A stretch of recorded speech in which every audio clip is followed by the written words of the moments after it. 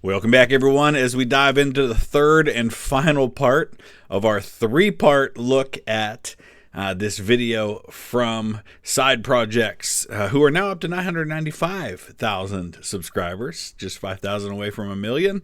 50 greatest historical events that never happened. I use that in quotes. It's not in the title because they're not really events if they didn't really happen. The first two episodes, I'll put a link in the description. It'll take you back to the beginning of episode 1 if you did not see the first two episodes of my reaction. I'm doing about a third of these in each one to try and make it a little more digestible instead of one big, massive, hour-and-a-half long reaction video. So we've got about 18 minutes of their video to go. So I'll put the link down in the description to the original as well. I want to give a thank you to Jay in Richmond, Kentucky, my second favorite state next to Ohio. Thank you so much, Jay, for your support on Patreon. Could not do it without you. And for all of our patrons, I am grateful for your support. If you want to find out more about supporting the channel through Patreon, the link is in the description of every video. Let's go ahead and dive into this one. Seuss's most famous quote. Dr. Seuss is known for a lot of things. He invented the word nerd, made World War II propaganda films, and he invented the word nerd? That's amazing. I had no idea. That I did not know. I knew that Shakespeare invented a lot of words that we use today, and it just makes sense that other people came up with words. But how do you just invent a word? That's crazy. And taught generations of kids that it's okay to invite strangers into your house and violate all of your parents' rules as long as you clean up and don't get caught. While Dr. Seuss has written a lot of memorable books, the constant use of nonsense words invented to fit the rhyming scheme prevent them from being highly quotable. However, there is one quote for which Theodore Seuss Geisel is most famous. Be who you are and say what you feel, because those who mind don't matter and those who matter don't mind. I have never heard that quote in my entire life. Have you? Let me know in the comment section below if this is something you're familiar with. I'm not. It's a beautiful sentiment, and it certainly sounds like something Seuss would say, aside from the lack of rhymes, but he never actually did. Or at the very least, there's no record of him ever saying it. Some of the earliest references to this quote are from the 1940s, and in both instances, it is the punchline in a joke about difficult seating arrangements at a party. Even earlier than that, in 1938, the quote appeared in a London-based engineering journal, again used as a punchline. In that instance, the line appeared in quotes despite not being attributed to anyone in particular, suggesting that it was just a common phrase or piece of wisdom at the time. The Bermuda Triangle. In the Atlantic Ocean, there exists a dangerous... Okay, now this one I'm going to say up front, I've always felt there was some, I wouldn't say truth to it, because there's probably a logical explanation, but that there's definitely an inordinate number of like planes and ships that have gone missing in this area. Patch of sea known as the Bermuda Triangle. This vaguely defined area is the triangle roughly formed by Bermuda, Puerto Rico, and the Florida Keys. The area is known for its high rate of crashes, disappearances, and sunken vessels, often under mysterious circumstances. A boat or plane that entered the triangle might never be seen or heard from again. There are many attempts to explain why this area of sea is so cursed, most of which are supernatural in nature. Some offer scientific explanations, such as localized magnetic fields screwing with compasses and navigation equipment. But there is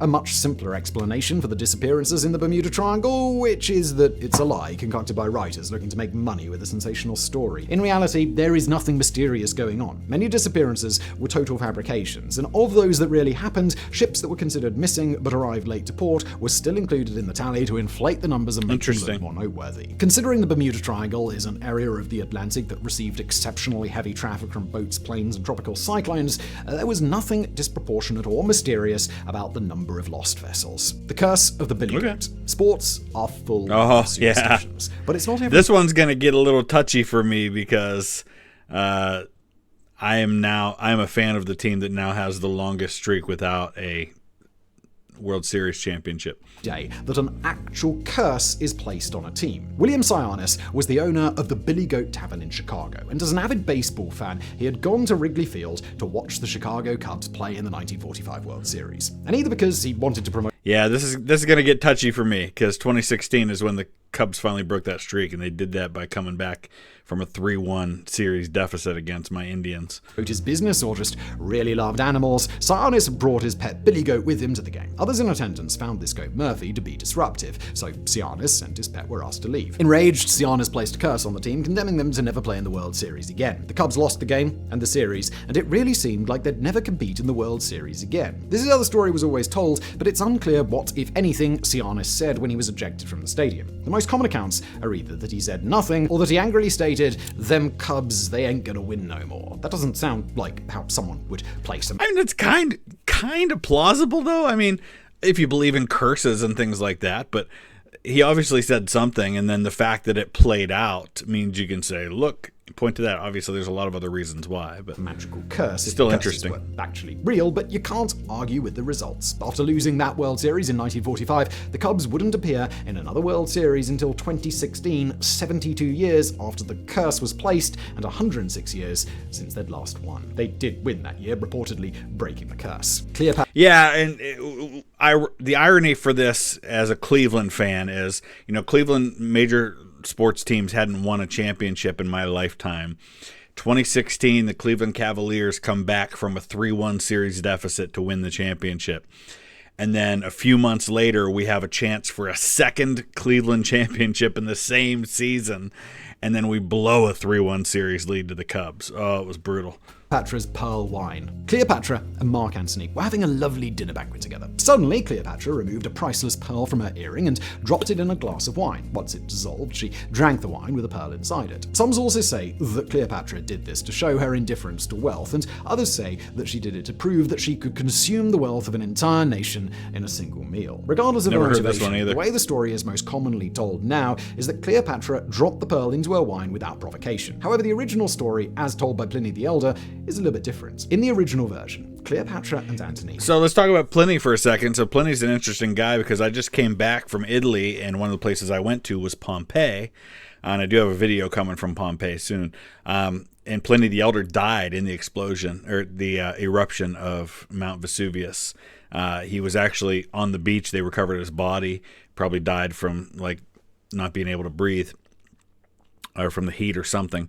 And then Pliny the Younger is someone who also wrote a lot about these events. Had made a wager about who would serve the most expensive feast, and this was Cleopatra's way of winning. Pliny also said that the glass was vinegar rather than wine. In ancient times, this story was regarded as a real historical event, though it was later deemed apocryphal. However, that may not actually be the case. According to a 2010 paper published in the National Library of Medicine, the story is actually plausible. Their research concluded that the concentration of acetic acid found in vinegar made from wine was ideal for dissolving a pearl, making this story, at the very least, plausible. I think that's a fair way to assess this one as plausible, because you have somebody like Pliny writing fairly close to the events, and he may have gotten it from another source that we no longer have access to.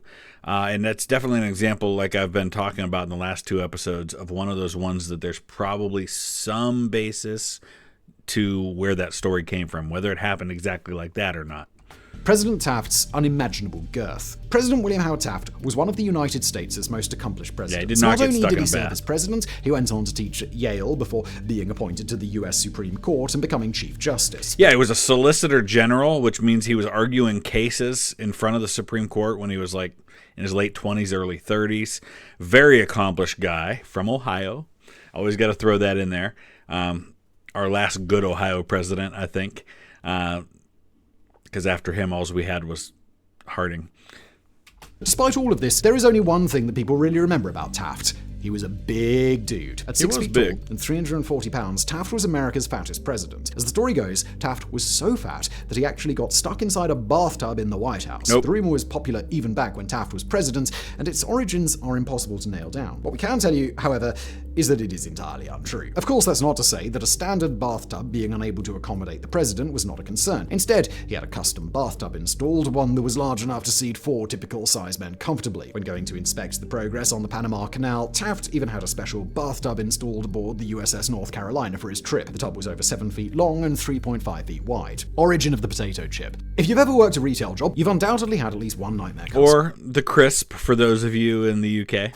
For George Crumb, a chef at Moon's Lake House in Saratoga Springs, New York, that customer walked through the door on August 24th, 1853. The customer ordered a plate of French fries, but he kept sending them back to the kitchen. Each time Crumb made the fries, the customer complained that they were either too thick, too soggy, or not salted enough. After finally getting annoyed with the customer, Crumb cut some potatoes as thin as he could, fried them until they were crispy, and doused them with salt. To his surprise, the customer loved them, and Saratoga... And I love French fries. I'm not a huge potato chip guy, but the way they had those cut in that image is about how I like to make my homemade French fries. I cut them probably at about that thickness, and then I put them in the air fryer, and they're fantastic. Chips were born. That brand of chips still exists to this day, but is there any truth to the story? Well, we can't say for sure. It's certainly possible that Crumb made potato chips while trying to please a pain-in-the-ass customer, but the story may have been invented later as a marketing tool. Either way, it's somewhat irrelevant, as Crumb did not invent the potato chip, though he did help popularize them in the United States. A recipe for potato chips was published in an 1817 cookbook that was a bestseller in both the US and the UK. The recipe book didn't refer to them as potato chips, but there's no disputing that that's what the recipe would make.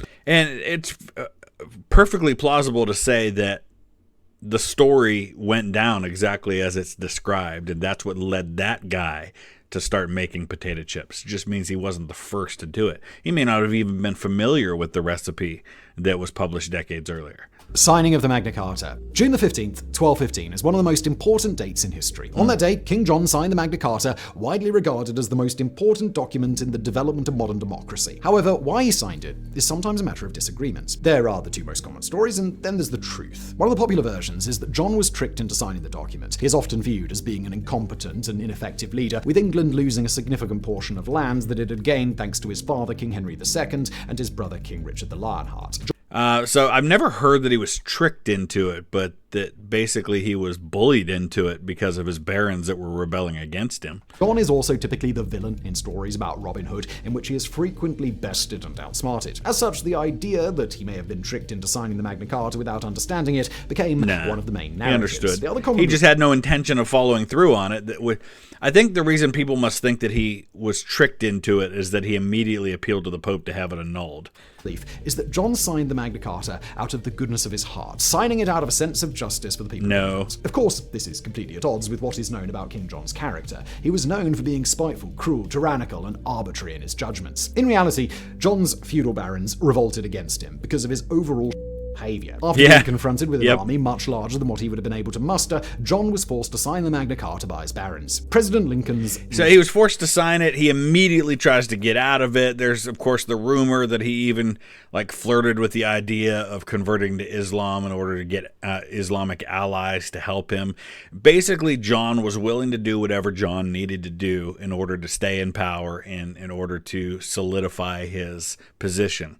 If that meant signing the Magna Carta to get the rebellious barons to back down and then immediately go about trying to get rid of it later, then that's what he was going to do.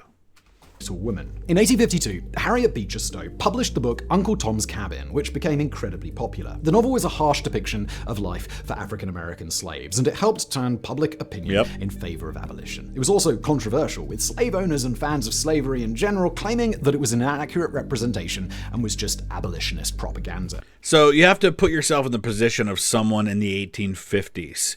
This is before television and radio.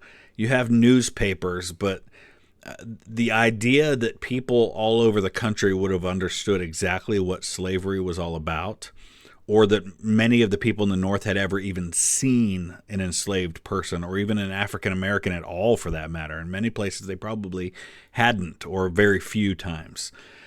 So Uncle Tom's Cabin's popularity was immensely important because it opened up a world that many people didn't understand, and it kind of galvanized support in the North for the idea of abolition, where a lot of people were kind of just indifferent because it didn't affect them, right? Think about in your daily life today. How many times did you see something on the news, but it doesn't really affect you personally, and so for a lot of people, they don't really think too much about that. Well, that's what Uncle Tom's Cabin did for people in the North. When the Civil War broke out, Stowe traveled to Washington, D.C. to meet with President Lincoln. He greeted her by saying, "So you're the little woman who wrote the book that made this great war." It's a commonly referenced quote, but It's commonly referenced. I've been studying the Civil War my whole life. I have never heard that quote attributed to Harriet Beecher Stowe, and it's ridiculous. to Lincoln. It's ridiculous. That doesn't even sound like something Lincoln would have said. Sounds like lost cause propaganda to me.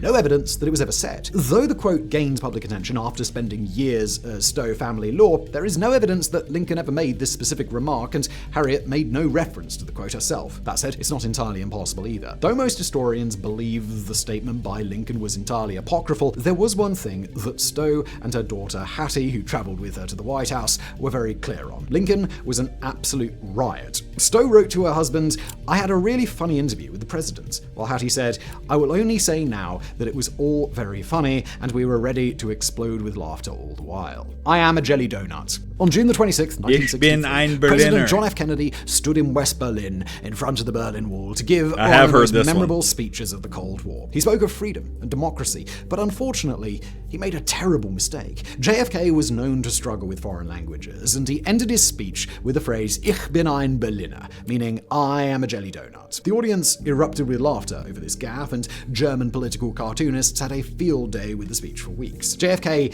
had meant to say that he was a citizen of Berlin, but adding the article "ein" completely changed the meaning of the sentence. That's the story most people know today, but it originated in a 1983 spy novel, Berlin Game. I always wondered where that first originated, that idea. A Berliner is a type of jelly donut, which is why people say that. One-line remark from a fictional character who was an unreliable narrator, but 5 years later it got picked up as actual news. It's almost baffling that this myth has persisted for so long, as footage of the speech is readily available. Anyone can see for themselves that nobody laughed at the president, instead erupting in thunderous applause. Yes. To start, what he said was in fact grammatically correct. It was written for JFK by his translator, a native German speaker, who even gave him a phonetic pronunciation guide so he wouldn't screw it up. And although So he says, "Ich bin ein Berliner." He has it written out phonetically. That's cool.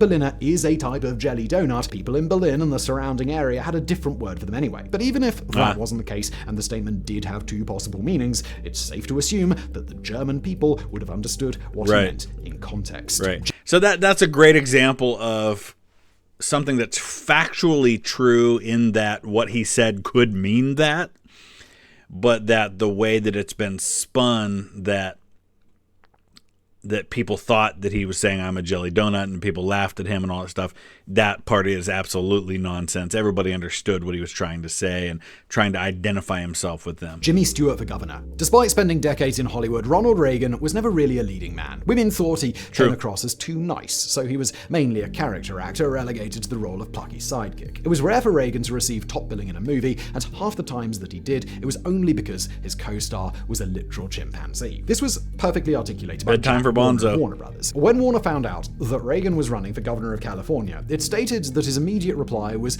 "No, Jimmy Carter for governor, Ronald Reagan for governor's best friend." Despite being reported in Time magazine, it's unclear whether Warner actually made the statement or not. Reagan was known for his sense of humor, so it's quite possible that he made the story up as a joke. I think he meant Jimmy Stewart there, not Jimmy Carter. Jimmy Carter at that point would have been a 20-something officer in the U.S. Navy, or at the very least by that point had come back home and was living in Georgia. Either way, he wasn't running for governor of California.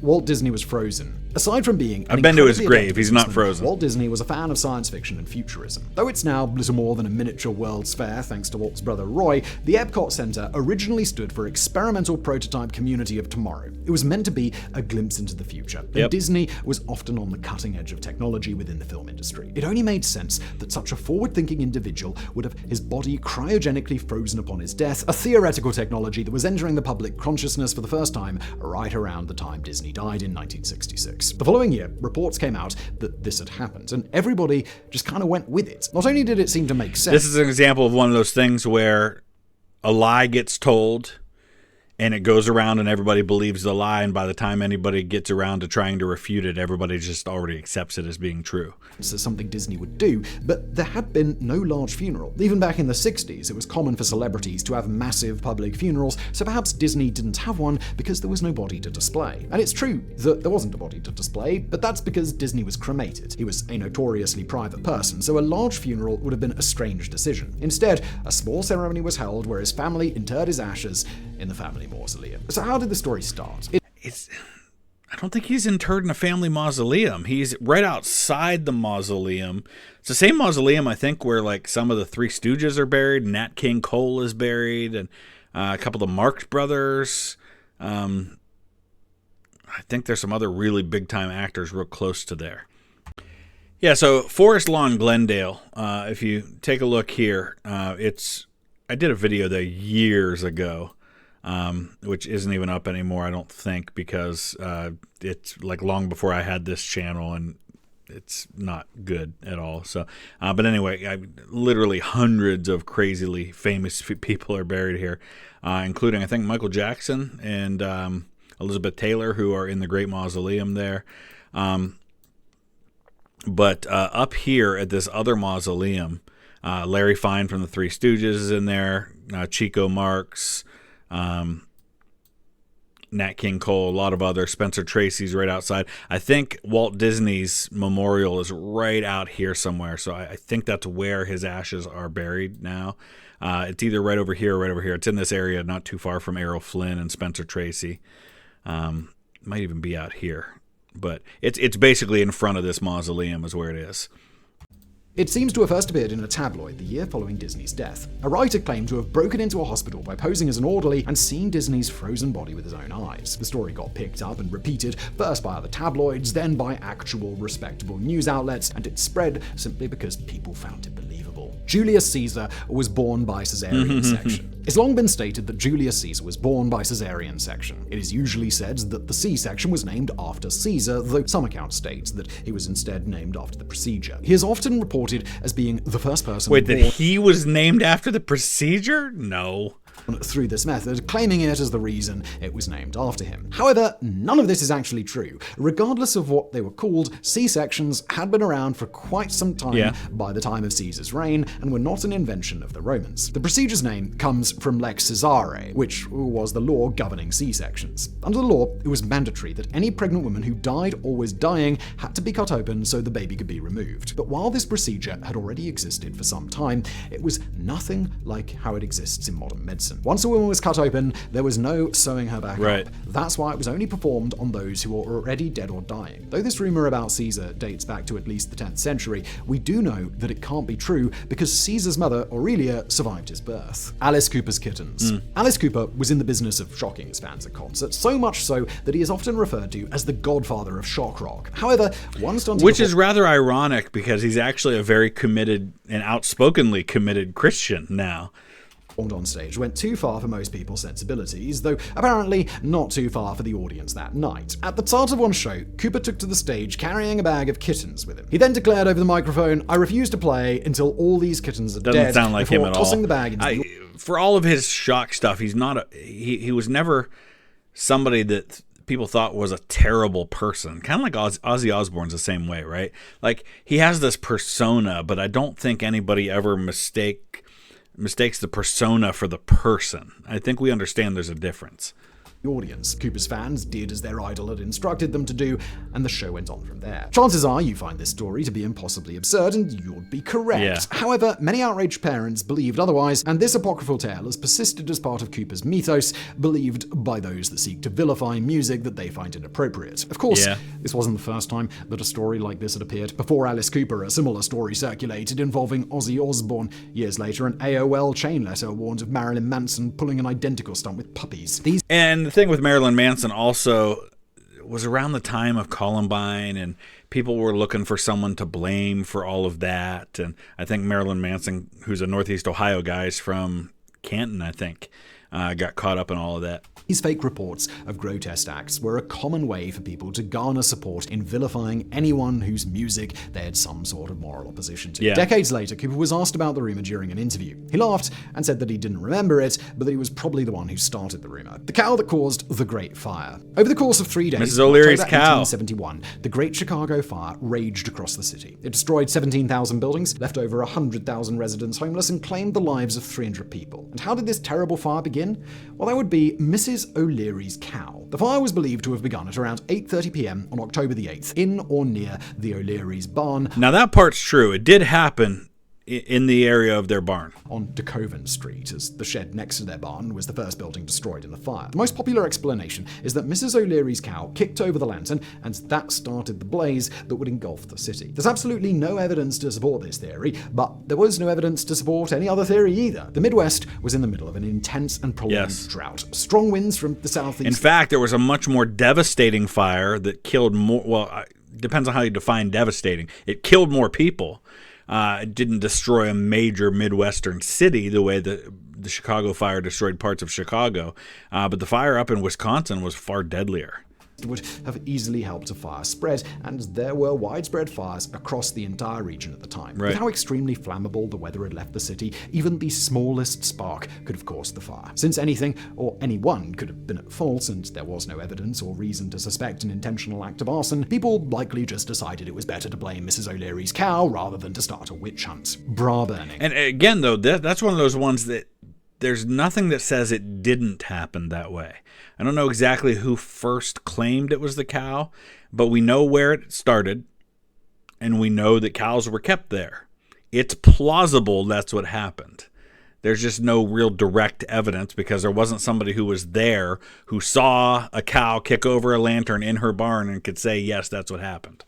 The United States saw a large feminist movement in the 1960s and 70s. One of the most iconic and evocative images of this movement were bras being burned. Women were invited to remove their bras, seen as a symbol of male oppression, and cast them into a roaring bonfire. That's how people seem to remember it anyway, and it certainly does paint a rather vivid picture. In fact, the idea paints such a vivid picture that most people never stop to realize that the only images that exist of these bra burnings are the mental images that they conjure in their imaginations, because it never happens. At least, it mostly never happens. The protest that is cited as sparking this movement took place outside the Miss America pageant in 1968. There was a metal trash can, labeled as the Freedom Trash Can, and women were invited to throw things like mops, lipstick, and high heels inside. Some threw bras as well, but they were bras they had brought with them separately. A single passerby saw the protest and carefully removed her bra under her shirt, tossing it into the Freedom Trash Can. This single act made national headlines and became a symbol.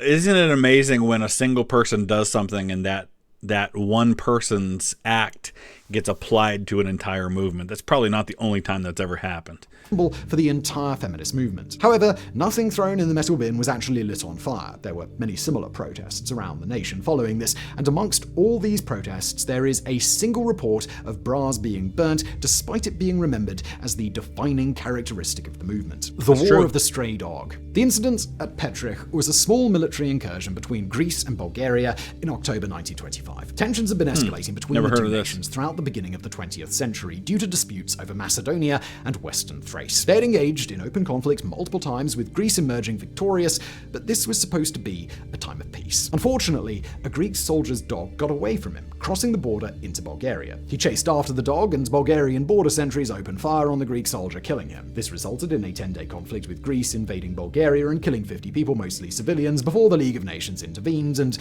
hardly the dumbest reason for a war to start. I'm not saying this happened, but I'm saying it's plausible that wars happen over things like this. Made the put an end to the fighting. The story of the conflict's origin is why it is sometimes referred to as the War of the Stray Dog. An alternate story suggests that Bulgarian forces crossed the border and attacked a Greek outpost. Since neither side was going to be eager to claim fault for the fighting breaking out, we will likely never know whether or not the war was really started by a dog. So that's one of those ones that could be true. Hugo Boss designed the Nazi uniforms. Born in 1885, Hugo Boss was a German businessman who founded the luxury fashion house Hugo Boss AG. He was also a supporter of the Nazi Party, having joined in 1931 before Hitler even came to power. As such, there is a persistent rumor in modern times that Hugo Boss designed the Nazis' uniforms. While this isn't accurate, it is a simple misunderstanding rather than an outright fabrication. The iconic Schutzstaffel uniform was manufactured by Boss, but it was designed by a German graphic designer. And listen, say what you want about the evil actions of groups like the SS, and there's absolutely no doubt that's the case. Their uniforms were next level, though. I mean, they knew how to look the part. Walter Heck, who was unaffiliated with Boss's company. Boss was manufacturing Nazi uniforms even before joining the Nazi Party, but afterwards he became a big supplier, manufacturing uniforms for both the SS and the Hitler Youth. Not only did Boss benefit by obtaining these manufacturing contracts, he was also given access to slave labor along the way, providing further financial benefits. So, while Hugo Boss was an active supporter of the Nazi Party who manufactured uniforms for them, he didn't actually design them. So that's one of those ones that's a very understandable connection that people make, that if he was making these uniforms, that he had a hand in designing the uniform. So I can totally understand why people would make that claim, because it's not too far off base, right? So interesting. All right, so some of those were like, yeah, okay, I get it. I understand where that came from. Other ones came out of left field. Other ones I'd never heard before. So as with the first two episodes, let me know your thoughts in the comment section below. What are ones that you would add? Things that people claim all the time are true that weren't. I think at some point I'm going to make my own video about this stuff, because I've got my own ideas of some ones that really bother me that I continue to hear said that have no basis in fact. So let me know. I'm going to put some links up on the screen for you, some other videos to check out if you want to. I want to say a thank you to Zach in Eau Claire, Wisconsin, and Matt in Saraland, Alabama. Thank you both so much for your support on Patreon. If you want to know more about Patreon, just click on the link in the description. Thanks for watching.